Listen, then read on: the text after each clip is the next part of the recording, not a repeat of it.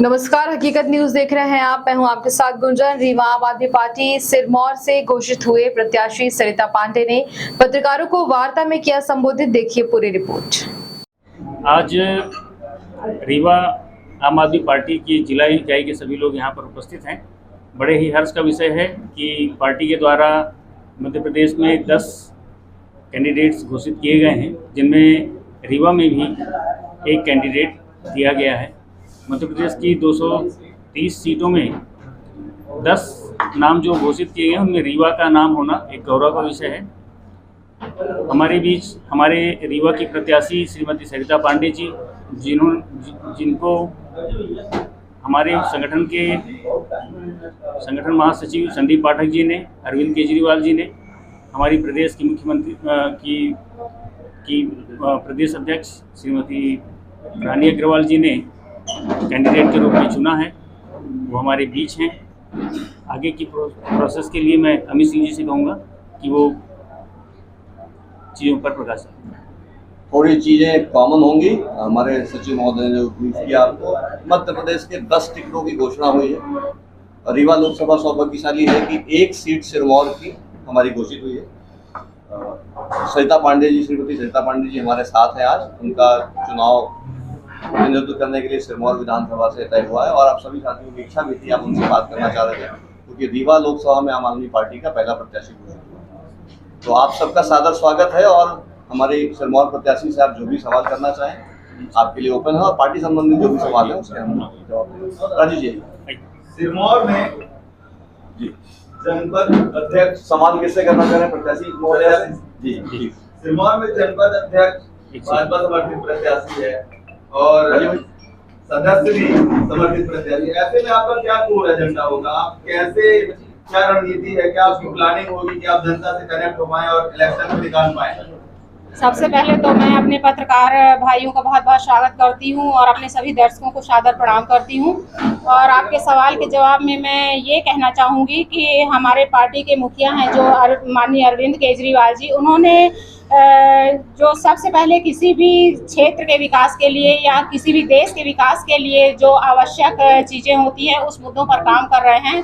जैसे शिक्षा हो गई, स्वास्थ्य हो गया, तो किसी भी देश के विकास के लिए ये दो चीज़ें जो है बहुत महत्वपूर्ण होती हैं। तो हमारे दिल्ली और पंजाब में उन्होंने ये जो व्यवस्था कर रखी है कि चाहे अधिकारी या कर्मचारी या शिक्षक का बेटा, उनके लिए एक नियम बना रखा है कि वो एक विद्यालय में ही शिक्षा ग्रहण करेंगे, जो कि अपने यहाँ ऐसा नहीं होता है। और वहाँ पे क्या है, उनको भी अपने बच्चों के भविष्य की शिक्षा होगी। सरकारी स्कूलों में उन्होंने बच्चों के लिए वो सारी सुविधाएं जुटा रखी हैं जो कि यहाँ पर प्राइवेट स्कूलों में दिया जाता है। और स्वास्थ्य के लिए भी उन्होंने ये है कि हर मोहल्ला क्लिनिक वहाँ पे खुले हुए हैं जहाँ पे फ्री दवाइयाँ, फ्री स्वास्थ्य लाभ जनता को दिया जा रहा है। उसी मॉडल पे यहाँ पर भी पार्टी काम करेगी। आपकी रणनीति क्या है? आप केजरीवाल की रणनीति की बात कर रहे हैं, आपकी रणनीति क्या है? किस आधार पर आप चुनाव लड़ रही हैं? मैं इस आधार पर चुनाव लड़ रही हूँ कि मैं सिरमौर विधानसभा में जा करके जन जन तक पहुँच रही हूँ, लोगों से अपनी बात पहुंचा रही हूं और जो भी नैतिक मुद्दे हैं जनता के, वो जनता का सहयोग लेकर के ही और उन मुद्दों को रख रही हूं। वहाँ पर महंगाई बहुत ज़्यादा है, भ्रष्टाचार बहुत ज़्यादा है। वहाँ पर जब मैं जाती हूँ क्षेत्र में, वहाँ पे रोडें नहीं है, लोग पानी की व्यवस्था में परेशान हैं। पता चलता है कि पूरे क्षेत्र में बहुत सारे ट्रांसफार्मर जले हुए हैं, तो लोग बिजली के लिए परेशान हो रहे हैं। और इन सरकारी स्कूलों की व्यवस्था ठप है, सरकारी हॉस्पिटलों की व्यवस्था ठप है। तो जनता तो वैसे भी तो जो क्षेत्र की समस्याएं हैं तो एजेंडा तो वही रहेगा ना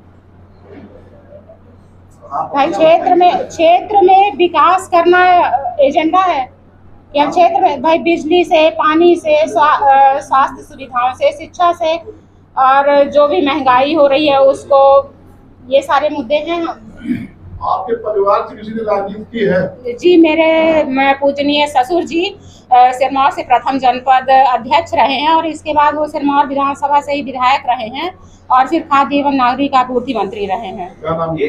पंडित स्वर्गीय श्री सीता प्रसाद जी शर्मा। आपकी पार्टी का संगठन यदि देखा जाए तो विधानसभा ओबीसी अध्यक्ष 21 सजाती, जिला अध्यक्ष सजाती, और भी जो आपके ऊपर के जो पदाधिकारी हैं वो सजाती पदों में, तो उस पर आप क्या करें?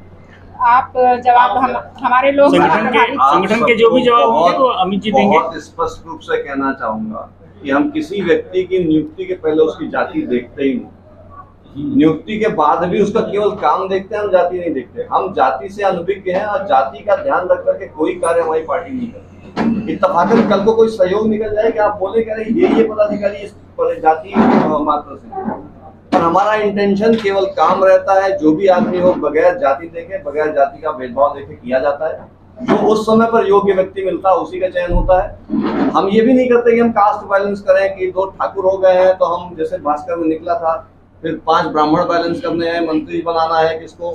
ये सब चीजें आप पढ़ते हैं तो आपकी जातिगत चीजें इतनी मन में बैठ गई हैं हिंदुस्तान के लोगों में। मीडिया भी स्वाभाविक रूप से उसकी चर्चा करता है, पर 77 साल की आजाद भारत में अगर जाति आधारित सोच हमारी रही आई तो हम भारत का कोई कल्याण नहीं कर पाएंगे। ये मैं बहुत दावे के साथ कहना चाहता हूँ। तो चुनाव इन्हीं मुद्दे पे हो रहे हैं ना, जाति समीकरण, धर्म के बाद। यही दुर्भाग्य कारण आज हम 77 साल की डेमोक्रेसी में 75 साल बाद तो तय कर पाए कि चुनाव आयुक्त कैसे चुनना है हमको। इसके पहले तक चुनाव आयुक्त को चुनने का तरीका हमें नहीं मालूम था, क्योंकि हम जागरूक नहीं थे। हम जाति धर्म इन छोटे छोटे झगड़ों में पूरा चुनाव निकाल देते हैं। शुरू भी हो गया, कोई दयानिधि जी से कुछ भी कहलवाया जाता, पूरी पार्टियां, राष्ट्रीय पार्टियां वही कैमरे चले जाते हैं, उसी बात पर ध्रुवीकरण करते हैं। इस राजनीति से आम आदमी पार्टी दूर है। वो राष्ट्र को भटकाना नहीं चाहती। वो राष्ट्र से कोर मुद्दे कि आपको पानी मिल रहा है क्या, बिजली मिल रही है क्या, शिक्षा मिल रही है क्या, स्वास्थ्य मिल रही। आम आदमी पार्टी मात्र एक पार्टी है जिसकी 8 गारंटीज हमने केवल काम की बात करी। और अरविंद जी ने बहुत स्पष्ट रूप से कहा है कि हम काम जानते हैं, काम करना जानते हैं और जनता को केवल काम की आवश्यकता है। धर्म के तो सब अपन सब बहुत बड़े जानकार है ना। धर्म हमको राष्ट्रीय मेंशन किया गया है। आप हमारी गारंटियों को समझने में मेहनत ही नहीं कर रहे हैं। भ्रष्टाचार मुक्त मध्य प्रदेश छोटी सी गारंटी क्या व्यापारियों पे लागू नहीं होती? आज व्यापारी हर दर पे जाता है, 20 लाइसेंसिंग की व्यवस्था है, सब जगह पैसे खपाता है। उसको भ्रष्टाचार से मुक्त दे दीजिए, भारत में ट्रेड इतना तरीके से बढ़ जाएगा। उन्होंने बिजली सस्ती करने की बात की, क्या स्वास्थ्य की पूरी सुविधा देना कि आपका स्वास्थ्य के इलाज में 1 रुपए का सिक्का नहीं लगना है, ये गारंटी क्या व्यापारियों पर लागू नहीं होती? ये भारत के समस्त नागरिकों पे लागू होती है। और हम एक सामूहिक भारत बना रहे हैं। हम ये नहीं कोशिश करते कि एक विशेष वर्ग, कोई वकील हो या डॉक्टर हो या कोई अलग आदमी को लाभ मिले। हम पूरे समाज के हित में काम कर रहे हैं और सब समाज का हिस्सा है और हम अपने उद्देश्यों पे पहुंचेंगे। जितनी भी गारंटियां दी हैं सारे समाज को ध्यान में रख करके दी। हर मुद्दे पे जवाब आप ही देंगे कि प्रत्याशी? अगर सिरमौर संबंधित, प्रत्याशी संबंधित जवाब होंगे तो सादर स्वागत। हमने किसी के पहले भी कहा कि सिरमौर के सवालों पर आप हमारी प्रत्याशी से सवाल करें।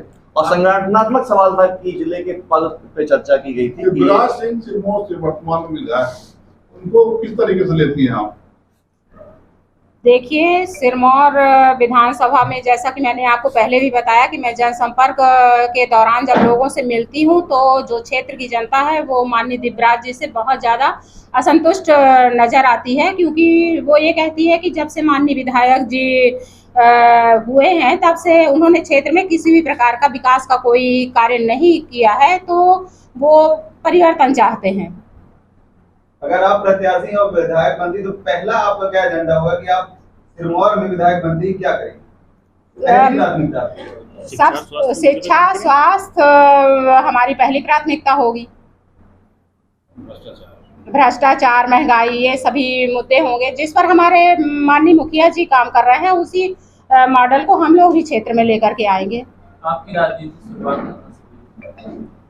देखिए, वैसे तो पारिवारिक पृष्ठभूमि ही राजनैतिक रही है। जैसा कि मैंने बताया कि मेरे पूज्य ससुर जी पंडित स्वर्गीय श्री सीता प्रसाद जी शर्मा प्रथम जनपद अध्यक्ष रहे हैं सिरमौर के, और 1977 में वो सिरमौर से विधायक रहे हैं और फिर इसके बाद खाद्य एवं नागरिक आपूर्ति मंत्री रहे।